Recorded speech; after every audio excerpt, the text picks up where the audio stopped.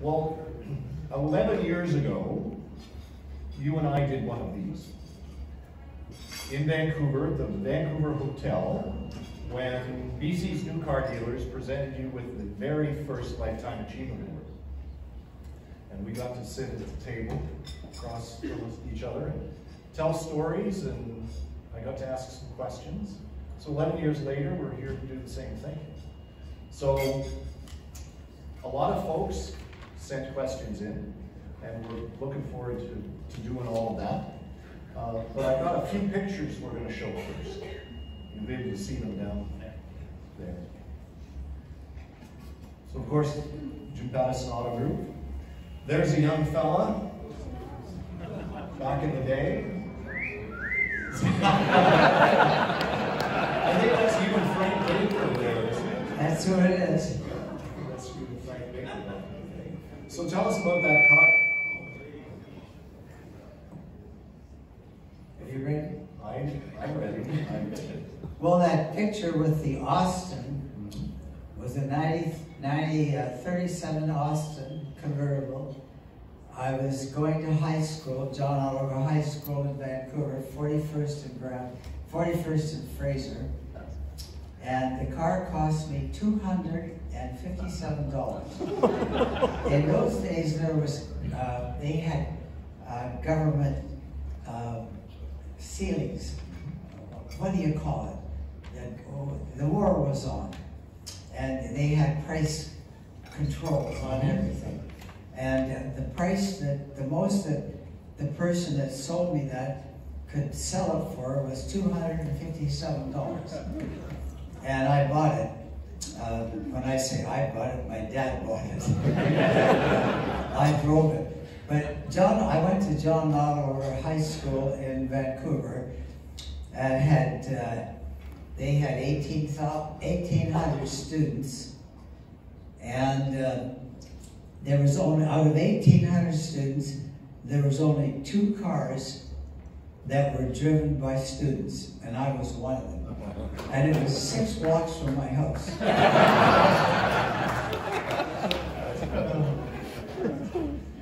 And so the other picture, is there a story behind The other picture was with Frank Baker. Frank Baker, for those of you that haven't been around Vancouver, was the most popular, well-known person in Vancouver. He was an entertainer. He played a trumpet. He'd go to the football games in Vancouver, and he'd get up and play the trumpet all by himself. If they, got a few yards ahead of time, he'd jump up and play his trumpet.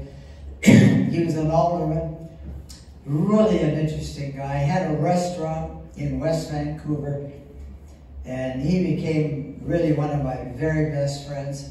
Died at 68 years old, and the car that he's got there was my first customer when I went into business, was Frank Baker, and I sold him a used Cadillac convertible, and that was it sitting there.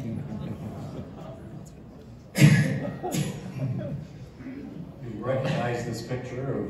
That's where, well, this picture with Frank Baker was taken in front of that. That was where I started in business, at 18th and Canby in Vancouver. And what year? 1961. Yeah. Put that car through the window there. Yeah, I know. And then the business progressed. Then I went to Main Street, and when I went into the first one, where you see I put the car through the window, and we had a lot of people phoning up all the time that the car had gone through the window. That was an accident, but it wasn't. We wanted people to notice it had gone through the window. And so we started, this was at 18th and Main Street, the picture on the right. And that was my second location. And the Bentall family put up all the money. I don't know how many people here have ever heard of the Bentalls in West Vancouver.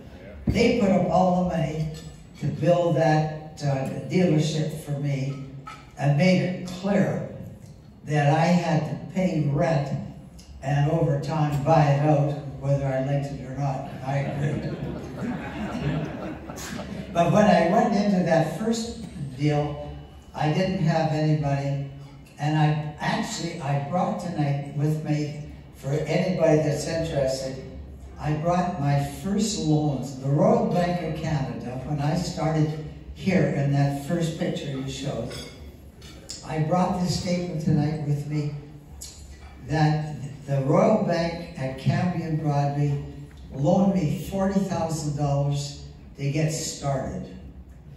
And my wife, they wanted my wife's guarantee, she guaranteed. They told me how much equity did I have in my house. I said $7,000. They said, okay, we'll loan you the money, but you gotta sell your house and pay down the loan. And I said, okay. And that's how I got started in business with the Royal Bank account. Royal Bank, Cambie and Broadway, $40,000. The manager there took him 3 times before he could get the loan through for $40,000, but he eventually did, and that's how I got started.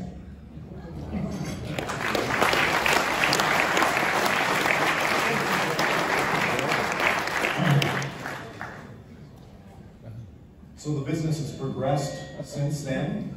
You're now building car dealerships and towers. You have an enterprise that circles the globe.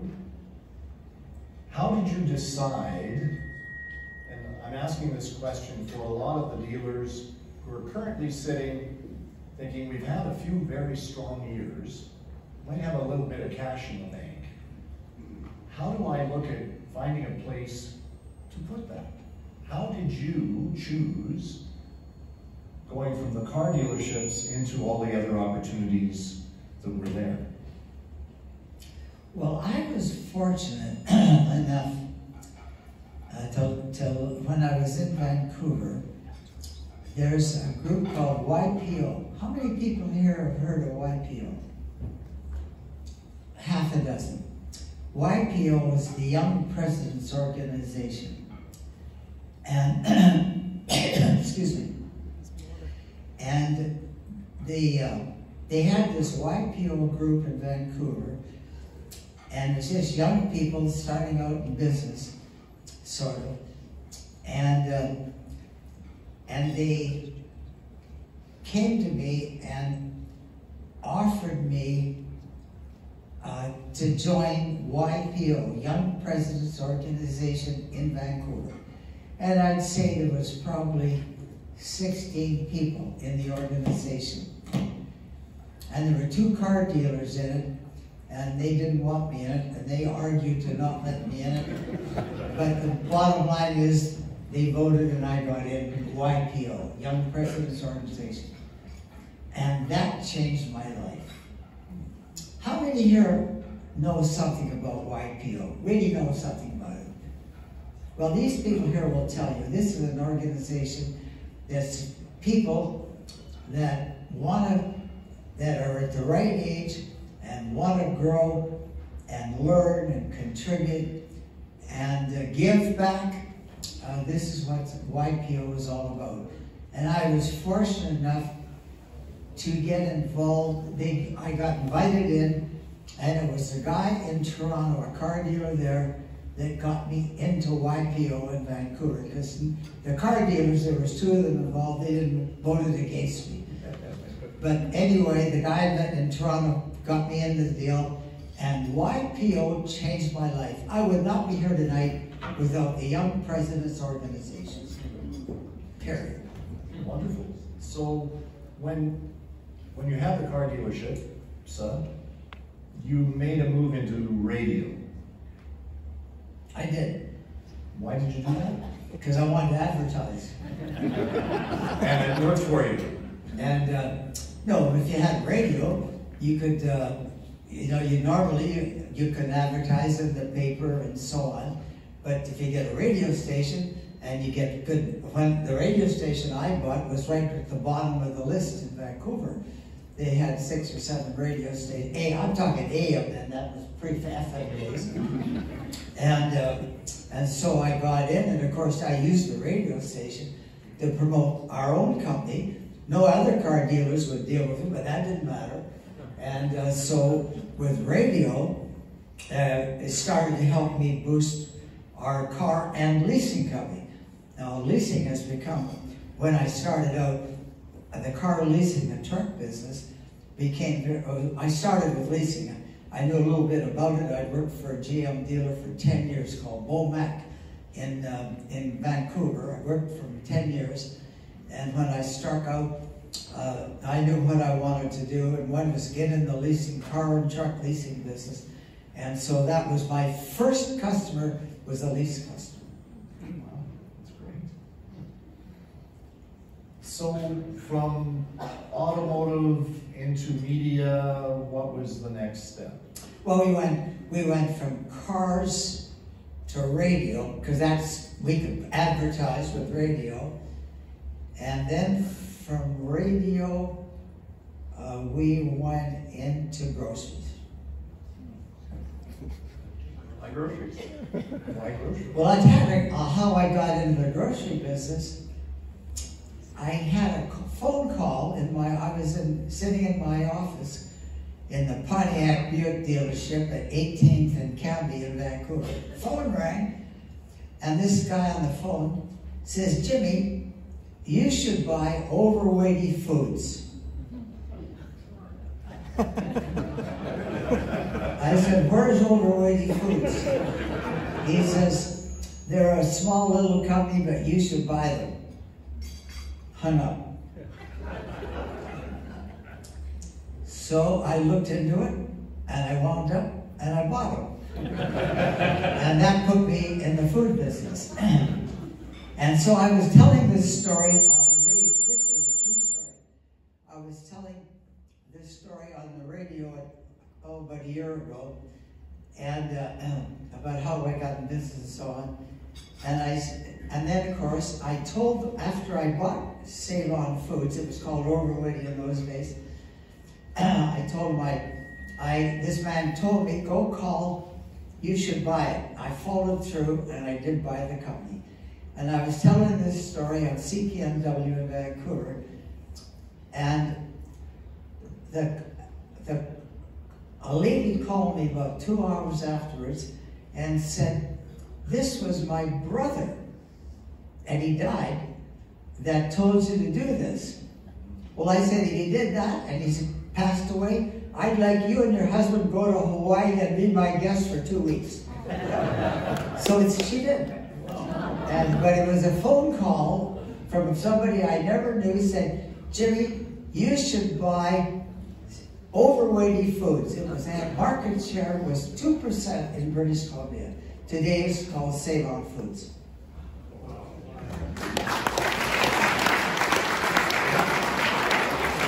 So the message to the dealers is, the message to the dealers here looking for opportunities is answer your phone. Or text message. Or text message. Anthony, something you want to ask? Just want to ask, so when we were at your office last year there, you pulled out, you mentioned earlier, your first ledger in business there. It was a tough month. Can you tell us why that first month in business? Well, I bought a company that was losing money. And so I got there. It's a car dealership, 3-pump gas station. And for anybody that's interested, I brought the financial statements with me tonight to show you where we started. I'll show you the first month where we started, and the results, and the first year, and the results, because it shows the free enterprise system, that the opportunities, if you get the right opportunity at the right time, and sometimes you got to be patient, other times you got to move fast. But the free enterprise system today is the reason I'm here with the results we've had. Is the democratic system that people all over the world could envy what we have, and have the United States as our neighbor, which you couldn't get a better neighbor than the Americans when you do what we do in trying to grow a business and have a relative friend like we have with the Americans. Well, while you're mentioning the United States, maybe I'll just stop here for a second and say, when we picked you up to bring you here, to join us for these few days. In the car on the way here, you were mentioning that you met Steve Wynn from the Wynn Hotel. Right. And where you met Steve Wynn, I think is an interesting story for folks. Well, Steve Wynn, who is the man that's responsible for this hotel, I met him through George Bush, the president of that time of the United States. And George Bush, Sr., had a private train and invited my wife and I on the private train with the guy that started this hotel, and that's where we met. Small world.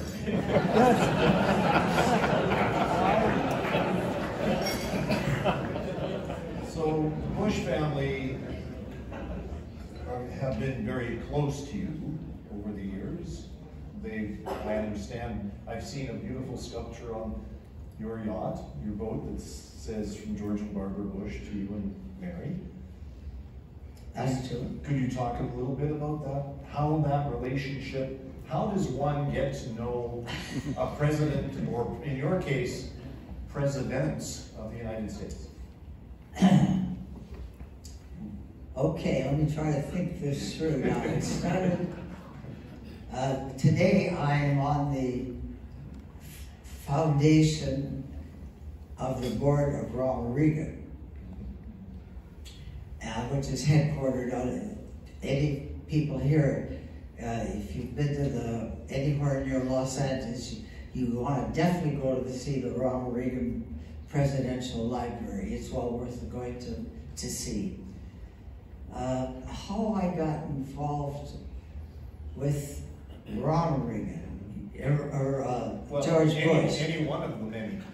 Okay, well, you've got to think this now. In the case of Ronald Reagan, is where it started, is that Ronald Reagan, how the heck did I, anyway. There's so many presidents. Ronald Reagan was the president of the United States, and I got an opportunity. He asked me to go on his library board, which I'm still on today, as the trustee of the Ronald Reagan Presidential Foundation, which is headquartered just outside of Los Angeles. And I originally got to know him. I'm trying to think where it was, but it was eventually through that I wound up with George Bush, and we became very good friends with the Bush family, and including his son, who still lives today. He's got a couple of them, but one of them is in Texas. And but the Bush family were really a high-quality family, and Ronald Reagan was he was a very strong person. And I'll tell you how I got through him, was British Columbia put on a World's Fair in 1986. And they asked me if I would run it, which I did. And I wasn't in my own office at one time for 2 years in the same town. And How much did you get paid for that? Pardon? How much did you get paid for that? I got paid $1 a year. Yeah, I thought so. And I still got the dollars on my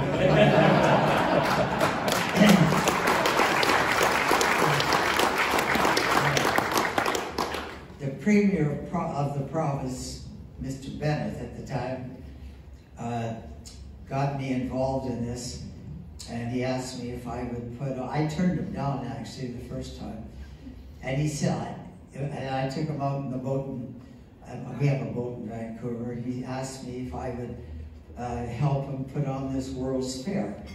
Now, most of you won't have heard of it or been there, but this was like 1983, 84, a long time ago. So I said, well, he said, I want to talk to you. So I took him out in our boat for dinner, premier of the province. And he said, I want you to take the job on putting on a World's Fair in Vancouver in 1986. And I said, well, look, I'm trying to, build a company, and that takes a lot of time. I gave my big long speech why I was too busy and I wanted to try. I got bank debt and I got all of this. Well, he says, Jimmy, has BC been good to you? I said, British Columbia? I said, yes. Well, he says, if it's been good to you, who else can I go ask? I said, you're absolutely right, I'll take the job.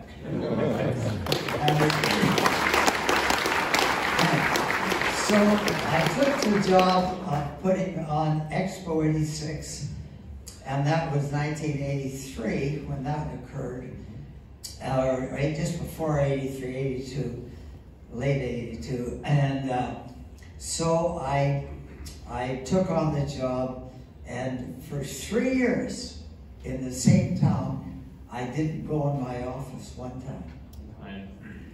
They brought down to the site when we built the site. We had to, first of all, I had to get the land, then we had to build the stuff, then we had to get the people from all around the world to come, and we had to make sure that we didn't spend more than we told them we would.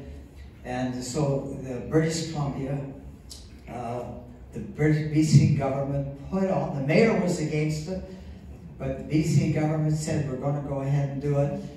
And my job was deal with an unfriendly mayor at the time to put on a fair in Vancouver. And anyway, we did. It turned out better than we expected. We had 22 million people come to it, and the budget was much better than I promised the premier. And so it all turned out okay.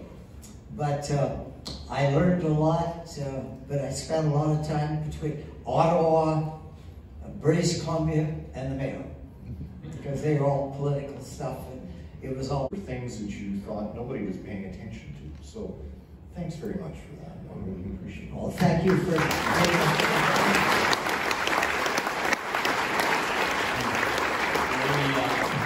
questions. Just before you do that, just as a matter of interest, the people that worked at Expo 86, most of them were volunteers. People in the province came and worked for nothing to put on the fair. We had some few paid people for certain things. You need to have professionals do it.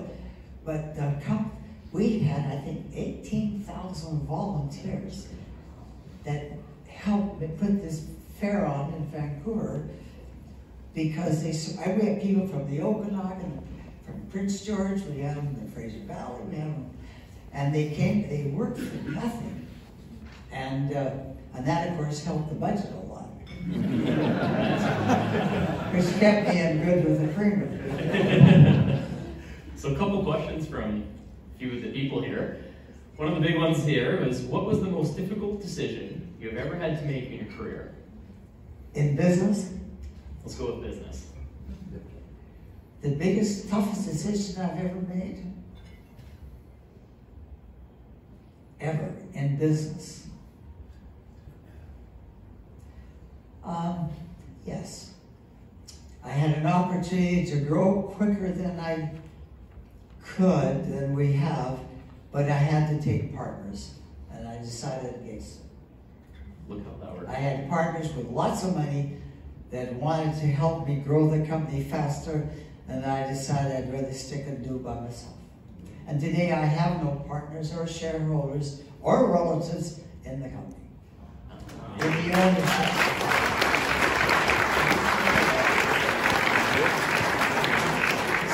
Since we have back to here, we got the opportunity. I was very intrigued with Maureen and her stories that she told us. She started with you from the first car dealership, is that right? She worked for me when we first had our gig. She came to work, and I didn't hire her when we were in the 3-pump gas station, and the office manager hired this woman to work in the parts department, and then she moved to be the night switchboard operator, and of course in the car business, We're open from 8 o'clock in the morning in the sales department till 10 o'clock at night. And of course, I always worked at night, and except for Saturday night. And Maureen became the night switchboard operator, and my office was like from here to where you are. And so I got to get to know her. And that woman there has been with me now 61 years. She's been my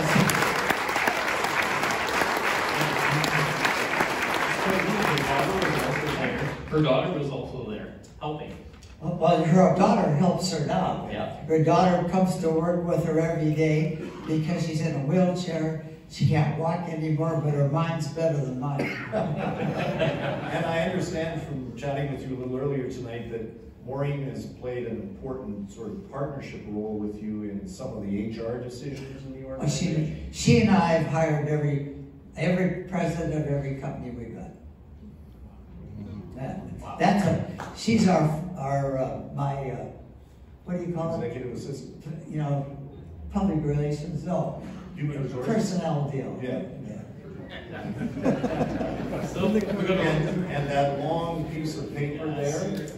Well, I brought it with me I tonight know you did. for anybody after this is over, young people or anybody that's interested. I'm happy to show you what we've done to get where we are today. That's And I brought our first financial statement, first month, first year, and so that we encourage anybody here. There's lots of opportunity. The key is timing and people and be honest. So you got a room full of car people. We have to ask, what was your favorite car and why?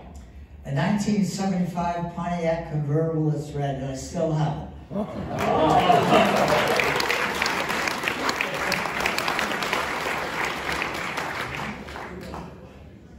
I think that car, and we have a picture of you in that car on the front of our magazine, the New Car Dealers Association magazine. And I have it in my garage today. Yeah.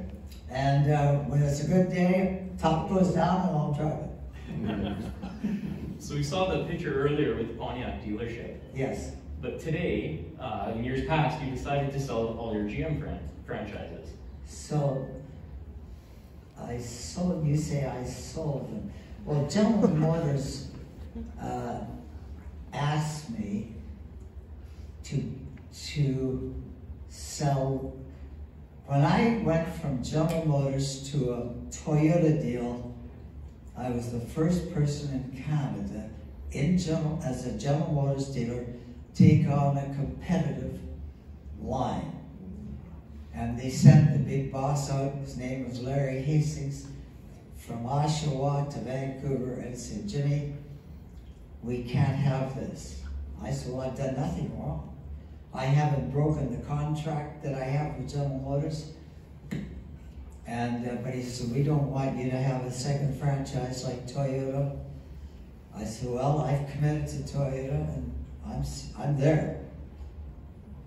And so he says, well, we're going to have to cancel you.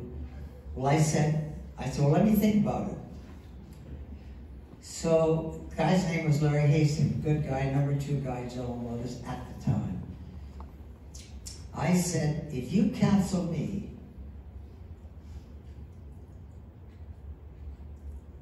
I will have a press conference in the lobby of the Royal York Hotel in Toronto. And I will tell my story to the press that I've done nothing wrong, and because I've taken on this opportunity, you're canceling me. And they never did. And General Motors were great people, good people, but they didn't like, I was the first General Motors dealer to take on a competitive line, and they didn't like it in Canada. But I didn't do anything wrong, and they weren't making little cars like Toyotas. And it was a market that didn't affect Buick and Cadillac. We were Cadillac dealers, Buick, Pontiac, and they didn't want me to deal with this stuff, but I said, no, that's not right. I had no agreement. They said I shouldn't. They said, so I said, you do this, I'll do that. And they never did. So the decision to get expand with Toyota. I understand that you and a friend of yours, Mr. Penske, were quite involved in providing some guidance and feedback to Toyota about moving them. Well, what happened is Roger Penske, really good guy from the States, Toyota, Mr. E-Toyota, just for a sideline here, Toyota were loom manufacturers in Japan. They weren't in cars at all. And Mr. E-Toyota asked me to go on the board as an advisor to the Toyota Corporation, plus Roger Penske, plus another fellow from Florida, big car dealer in Florida, and there was 5 of us became advisors to the Toyota family in Japan. And we would meet on that northern island that the Japanese have before you hit Russia. And we'd go up there where they did manufacturing Toyota cars, and we'd meet 2 or 3 times a year, the Americans, and I was the one Canadian. And that's the story of Toyota with General Motors. I wouldn't be here today without General Motors. Don't misunderstand me, they're a fine, fine company. But they didn't like the fact that I took on a Toyota deal, but I didn't break any contract. I had no contract that said I wouldn't do it.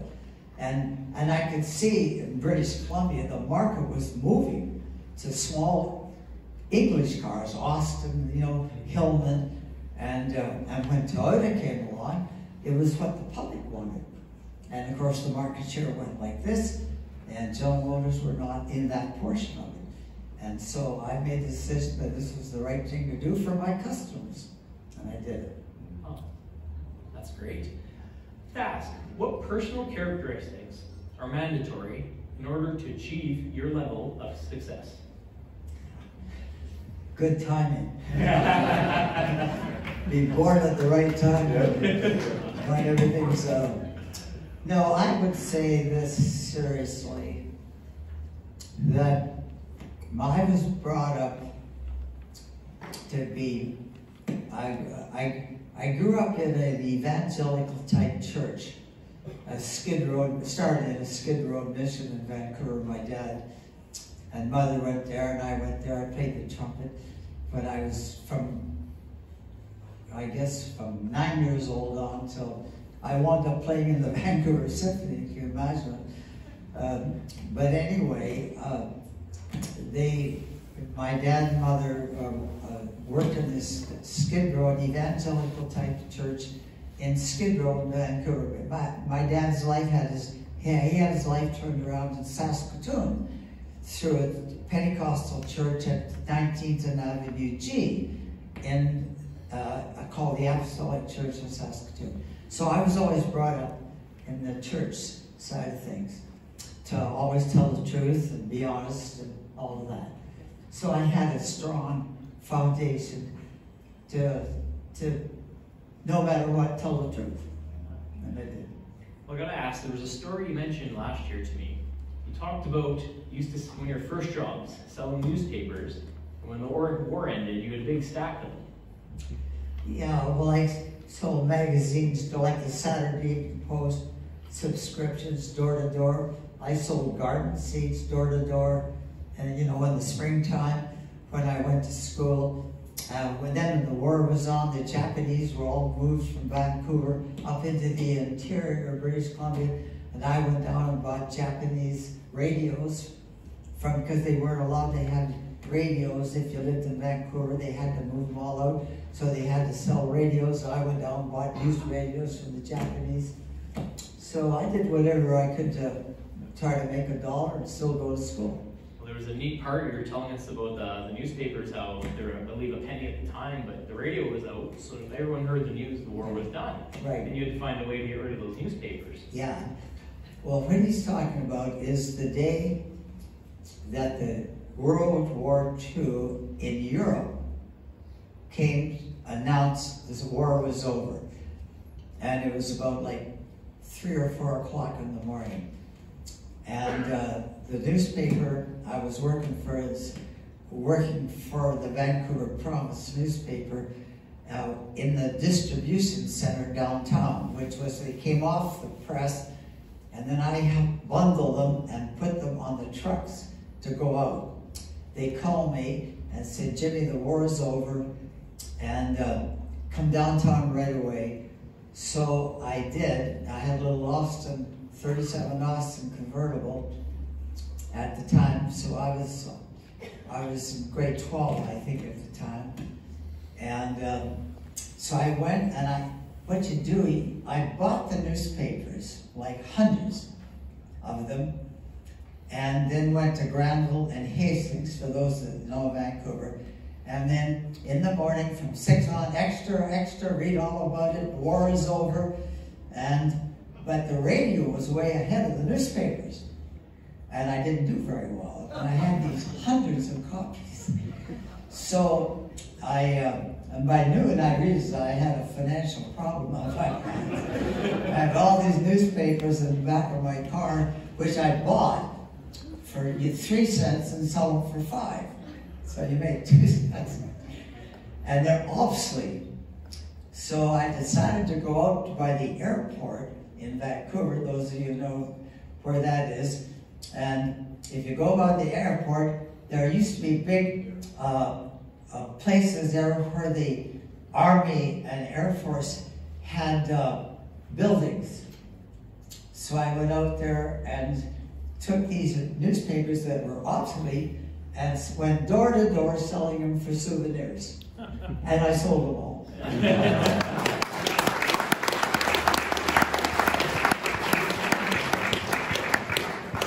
So, you've had very busy days, we can all imagine. In that time, how have you kept your family grounded with all this success? Well, I was hugely successful. I got married to a girl from Moose Jaw, and she's still alive today, although she's not well. She comes from Moose Jaw, Saskatchewan, and I met her when she was 13 years old at a Christian children's camp, 17-mile bridge out of Swift Current, those of you from Saskatchewan. And I went down there and I met her at this children's camp. And we became friends, and I kept in touch with her, and I wound up marrying her. And I'm still married. I've now been married 71 years, same wife. Wow.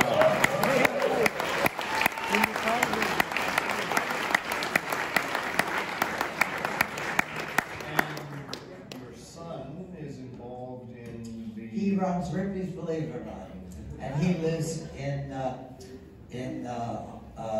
Florida,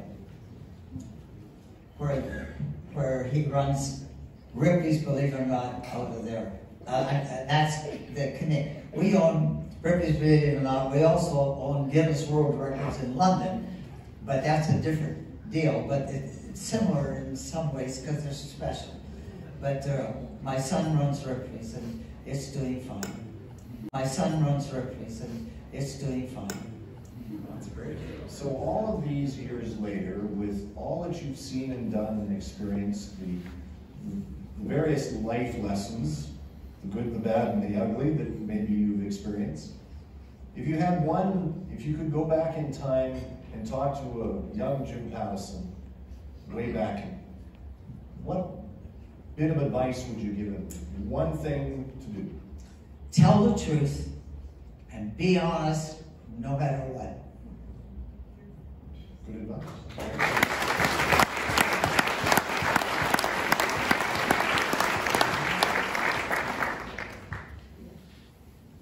One of the questions we have is, 25 years ago, your one word of advice to entrepreneurs was diversify, diversify, diversify. Today, what is your word of advice to entrepreneurs?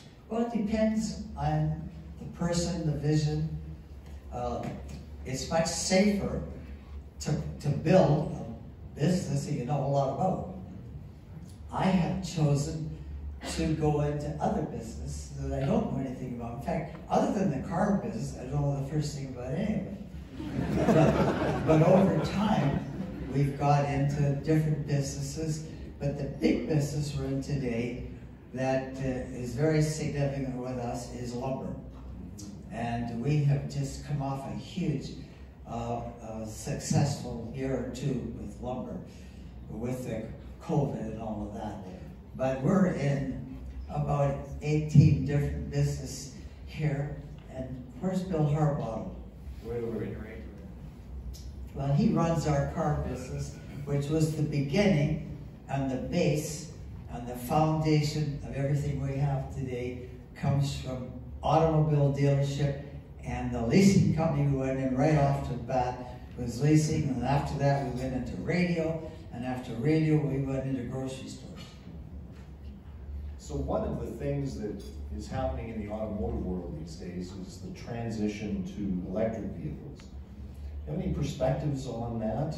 And the second question to that is, the business model in automotive is changing. A number of vehicle manufacturers are looking at new models, including agency models, etc. Do you have any thoughts, any concerns as this is evolving? There is huge change coming in the automobile business and automobile dealers. Bill Harbottle will know more a lot about this than I do, but I can tell you there is huge changes coming in a business that's been very, very good, high growth, good money in it for a lot of years, long since before I was born.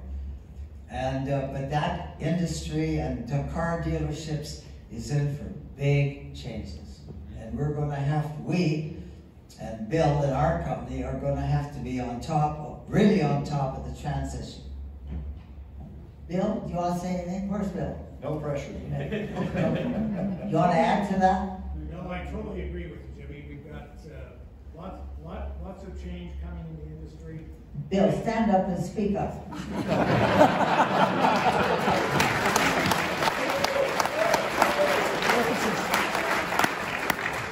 There's no question we have a huge amount of change in front of us in this industry, and I think most of the dealers here are recognizing that with electrification and, as Blair mentioned, concerns about the model of the franchise agreement versus the agency agreement. And fortunately, we have folks like Tim Ryan here, who's helping guide us through this, a lot of these changes. But it's an exciting time. The business has been changing for years, so we're looking forward to the next number of years and just being ready for all the changes. Okay, thank you.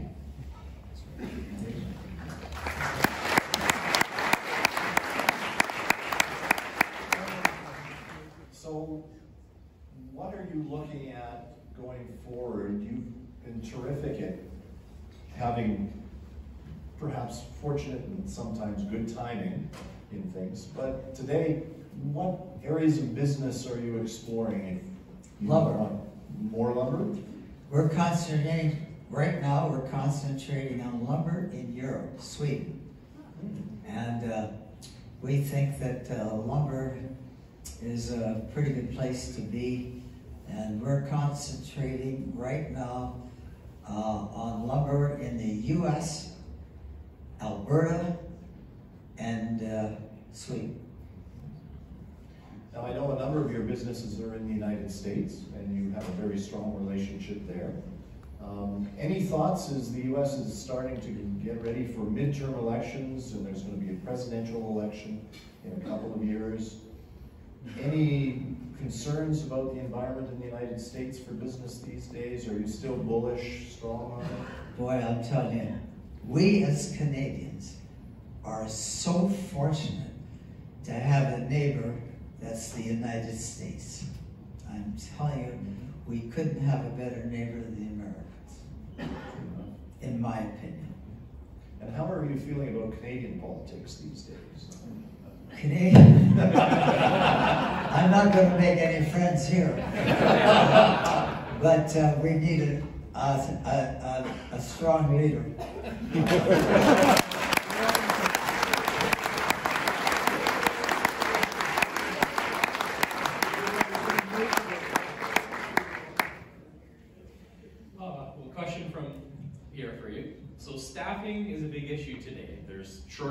workers, it's a big issue in Western Canada. You seem to surround yourself with strong, loyal leaders. Are there traits that you look for people when you hire to groom, to lead in your organization that others wouldn't normally see? Question is what? How do you pick these good people to work for you? You raise them.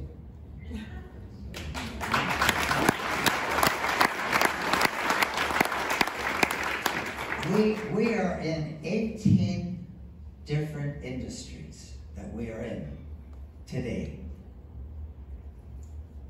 And every company we have, the management have come up through the system. And we only have one company today and it's in Saskatchewan, that the president we brought in from the outside, and we took the guy that came up from the company that we bought, and we bought a farm. We're going in the farming business, and made him in charge of the farm, and brought the president of a competitor company to come in and do John Deere, which is what we're in the Canadian Prairie, Saskatchewan, a little bit in Manitoba. Does that answer your question? That sure does. Well, speaking about John Deere, you mentioned prior to me, you like to go do tours to make sure you meet all the Every year I drive to each location where we have a John Deere dealership, except last year because of COVID. But when I get home after this trip, I'm on my way to go to the various towns that we have John Deere dealerships in. So just before you were here, you took a trip to Jerusalem? I did. How does that happen? Well, how it happened is about 6 months ago, the mayor of Jerusalem called our office and asked if he would have a meeting. He was coming to Vancouver, would like to say hello.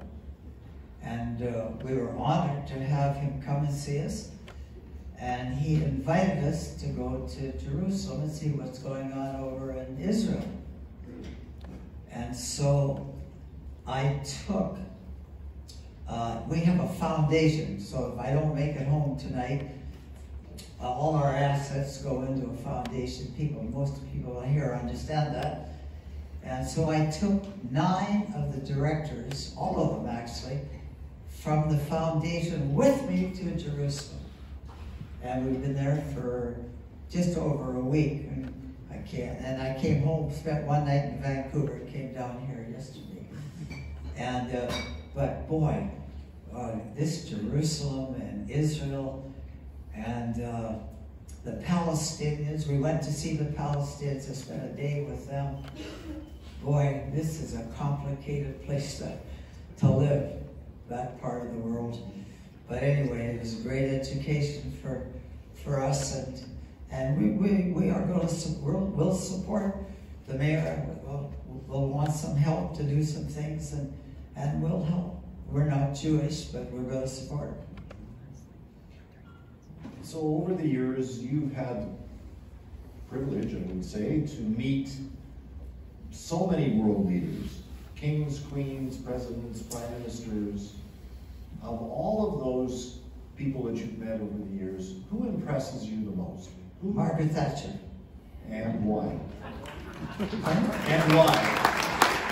Well, Margaret Thatcher, when Ronald Reagan, I'm still on the Presidential Foundation Board of Ronald Reagan. And he put me on the board.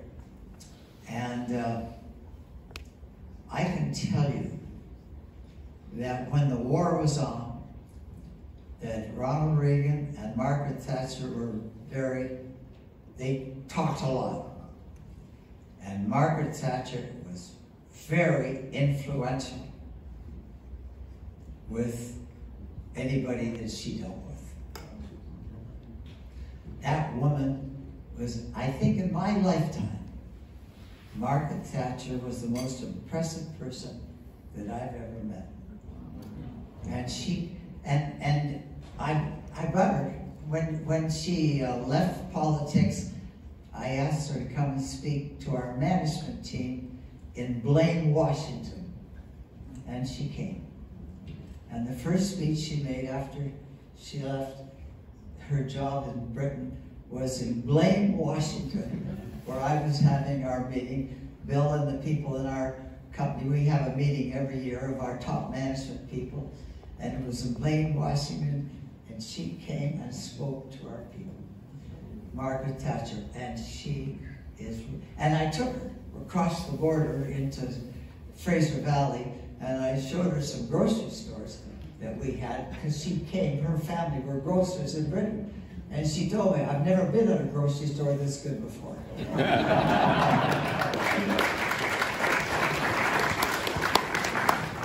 So a similar question on the business side. Of all of the business people that you've had the chance to work with, who is sort of the number one? Who's the best business person you know? The best, I know that's alive or ever? Well, both. Well, the most impressive guy was a guy out in New York by the name of Mike Dingman. And he was not an operator, he was a financial guy. But he was smart. And he understood big problems, he understood little problems. And I made him a director of our company in the early days. But he was, I would say, the most impressive business person, smart, hard worker, good listener, because that's important too. I say it was that guy, and he died. So how about living? You talked about Roger Penske. Well, Roger Penske, first-class guy, but he's a car guy. But today, you're talking, that's alive, Sure. that's a business person. Boy, I'd have to think about it, because there's a lot of good people out there, some in this room, that can do and will do very well. In the free enterprise system, we fought 2 wars so we could have democracy like we got. I'm so grateful that I was able to be born in Saskatchewan and live in Canada next door to the United States. You couldn't have a better neighbor than the Americans for what we believe in and stand for. So I'm so grateful for the opportunity that our government and the Americans have made it possible for people. A lot of us in this room, we wouldn't be doing what we're doing if it wasn't for the free enterprise system that we fought 2 world wars for to have. Well, I understand that there's somebody that thinks you're a pretty good business guy, and there's a picture there. Well, if everybody can read it, to Jimmy, the only guy, I think, who has... The only person who has built or created a business as interesting as Berkshire. Pretty high praise. Well, these people don't think a lot of them what Berkshire is. Berkshire Hathaway? Yeah. Well, I'm sure a few folks will. There'll be a few folks, but there'll be some that don't. They don't, yeah. So, some pretty high praise there. Thank you. We are so grateful to you for taking the time to spend with us these last few days. Everybody that I've talked to has relished the opportunity to stand and have a visit with you in the hall or have a picture taken and hear a story or more. Thank you so very much for taking the time. We're so grateful to have you as part of our little automotive family, and thanks for sharing all the time. Well, thank you for inviting me today. The car business has been the base of our whole company. And whatever we have today, we can thank the General Motors for giving me the opportunity to start in a small, but the free enterprise system, the opportunity that people like myself and a lot of other people in this room that have the ability to borrow some money in the banking system and have no track record and start and grow And I brought my first financial statement with me tonight. For anybody that would like to see, I'd be happy to show you the first month I was in business, the first year I was in business, and show you where we are today. And because it's the free enterprise system, we fought 2 wars to have this system. And I'm so grateful that I was able to be born into a family in Saskatchewan. My father's family were homesteaders in Delisle. My mother's family were homesteaders in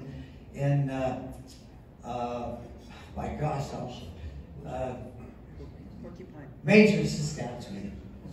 And so I've been so grateful that I had parents that I couldn't have had better parents. I couldn't have had a better wife than I have, and I'm so grateful for all of that. And I don't believe that. I don't